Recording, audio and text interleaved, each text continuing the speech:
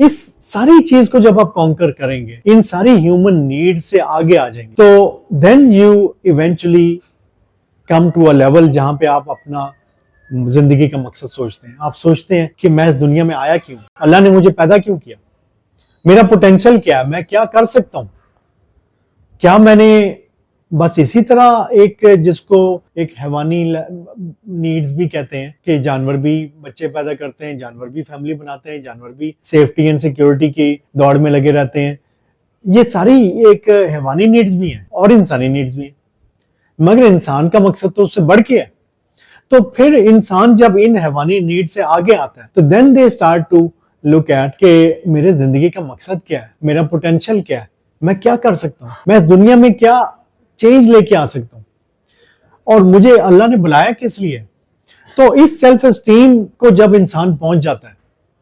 تو پھر وہ ان ساری باقی چیزوں سے بے نیاز ہو جاتا ہے. پھر اس کے مائنڈ سے انسیکیورٹی بھی نکل جاتی ہے,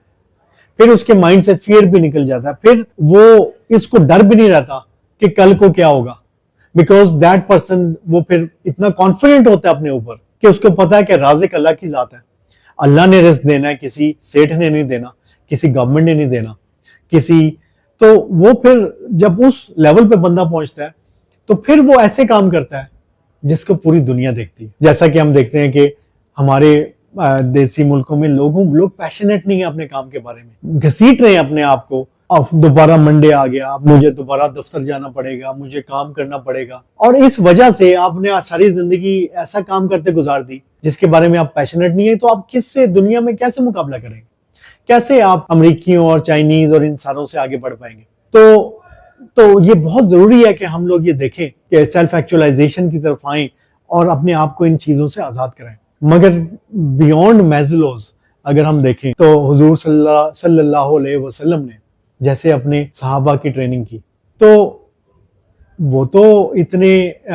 فائنینشلی ہمارے لوگ جیسے کہتے ہیں نا کہ ہمارے پاس وسائل نہیں ہیں, ہم تو غریب ہیں, ہم کیسے بڑا سوچیں, ہم کیسے, یہ تو بھرے ہوئے پیٹ والوں کا کام ہے کہ وہ بڑا سوچیں, ہمیں تو اپنے روزمرہ کی بھاگ دوڑ سے فرصت نہیں ہے. تو ہمیں تو اگزامپل لینی چاہیے صحابہ سے, حضور صلی اللہ علیہ وسلم سے, کہ اس وقت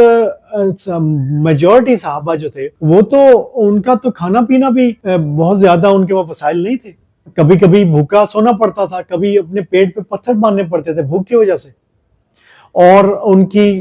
کبھی ان کے پاس وسائل نہیں تھے فیزیولوجیکل اور سیفٹی نیڈز جن کی آپ بات کرتے ہیں. وہ اسلام پہ جب آئے ایمان لے کے تو ان کے تو جان کے دشمن ہو گئے کفار بھی, نہ سیفٹی ان کو اویلیبل تھی, نہ ان کے پاس فیزیولوجیکل نیڈز پوری طرح میٹ تھی ان کی, مگر ان کی ٹریننگ ایسی تھی اور کلچر ایسا تھا کہ ان کا یقین تھا اللہ پہ, ان کا یقین تھا اللہ رازق ہے, ان کا یہ دنیاوی شکلوں پہ یقین نہیں تھا. تو وہ بغیر اس میزلو نیڈ کو پورا کر کے, بغیر اپنے پیسے کما کے کہ میں پہلے فیزیولوجیکل نیڈ پوری کروں گا, پھر میں سیفٹی نیڈ پوری کروں گا, پھر میں اپنی فیملی بناؤں گا, پھر میں کوئی سوشل سٹیٹس لوں گا, بعد میں پھر میں سوچوں گا کہ میں نے دنیا میں کرنا کیا.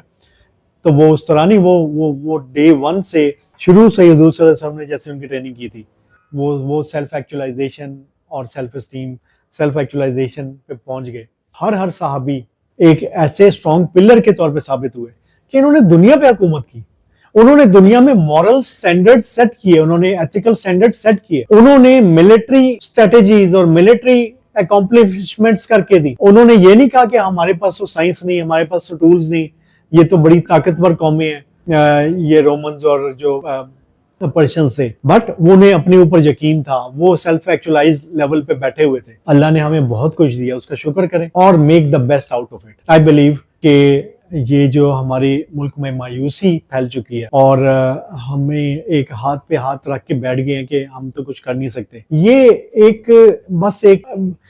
نیگیٹو لوگوں نے, ہمارے دشمنوں نے یا ہر طرح کے غلط لوگوں نے ایک ہمارے دماغ کو پوائزن کر دیا کہ جی آپ تو کچھ اپنی پوزیشن کو انڈرسٹینڈ کریں, اپنے پوٹینشیل کو انڈرسٹینڈ کریں, اپنے فیئر سے نکلیں, اپنی گریڈ سے نکلیں, اپنے زندگی کا مقصد پہچانیں اور آگے مقصد کے لیے محنت کریں. دینے والا اللہ ہے.